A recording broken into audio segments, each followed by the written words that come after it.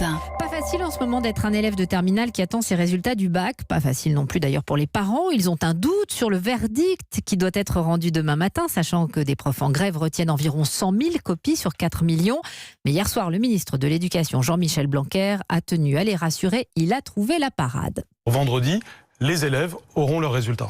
Et c'est bien entendu normal que les élèves aient leurs résultats à la date prévue, ne serait-ce que parce qu'il y a des conséquences des résultats, notamment le fait de passer éventuellement l'oral de rattrapage en début de semaine prochaine.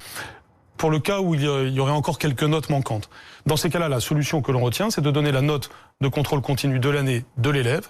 Elle sera donnée à titre provisoire vendredi, ce qui permettra à l'élève d'avoir son résultat. Si en début de semaine, on a finalement la copie et que la note est meilleure, c'est cette note-là qui sera retenue. Mais sinon, c'est la note provisoire qui sera la note définitive. Et donc, nous aurons ainsi pour tous les élèves toutes les notes et nous garantirons le fait qu'une petite minorité ne saurait imposer sa façon de voir à l'immense majorité des professeurs d'une part et à la totalité des élèves d'autre part. Jean-Michel Blanquer hier soir sur BFM TV. Il faut savoir que les profs récalcitrants risquent des retenues de salaire jusqu'à 15 jours et des sanctions pour faute grave s'ils ne rendent pas les copies qui sont propriété de l'État.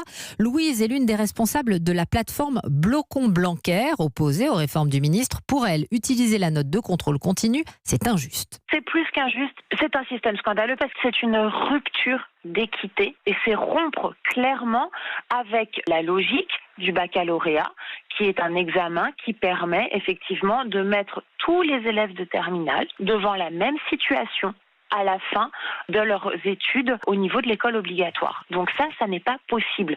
Et là, en fait, ça prédit en fait la logique qui sera à l'œuvre lorsque la réforme prévue par M. Blanquer du baccalauréat sera mise en place.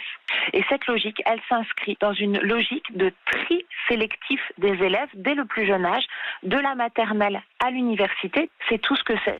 Une enseignante en grève au micro Europe 1 de Justin Morin.